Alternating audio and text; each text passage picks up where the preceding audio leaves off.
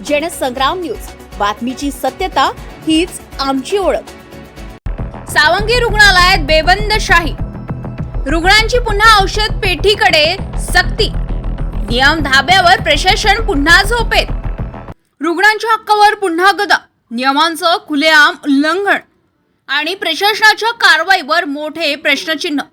अन्न व औषध प्रशासनाने बेकायदेशीर व नियम बाह्य प्रतिष्ठानांवर कारवाईचा धडाका राज्यात सुरू केलाय। मात्र सावंगी रुग्णालय हम ना सुधरेंगे ही म्हण खरी ठरवणारा धक्कादायक प्रकार समोर आलाय।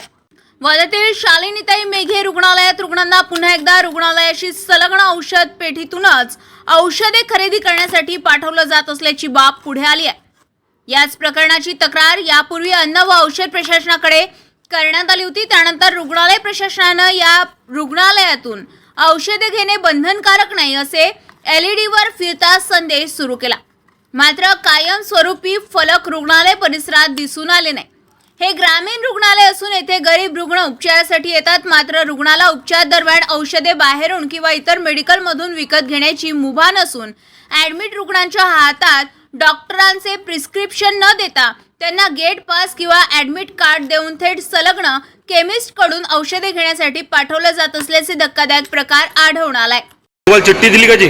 नाही ना जी, गेट पास। ते का दिलं? Gate pass gate pass admit झालं ना तेव्हा गेट पास दिले। बरं। रुग्णालय परिसरात अस्थायी फलक फक्त दिखावा होता का? रुग्णांच्या पसंतीच्या औषध दुकानातून औषध घेण्याचा अधिकार हिरावला जात आहे का?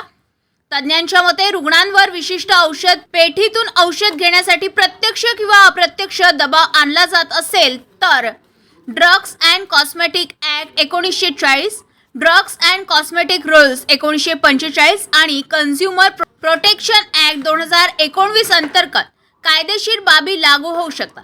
याकडे स्थानिक रुग्ण प्रशासन दुर्लक्ष करून गरीब रुग्णांची पिळवणूक करीत आहे। आता या संपूर्ण प्रकरणाची सखोल चौकशी होणार का? दोषींवर कारवाई होणार का? धनदांडग्या संस्थेंवर कारवाई करण्यास औषध प्रशासन धजावणार का? विशाल पोखरे, जनसंग्राम न्यूज, वर्धा।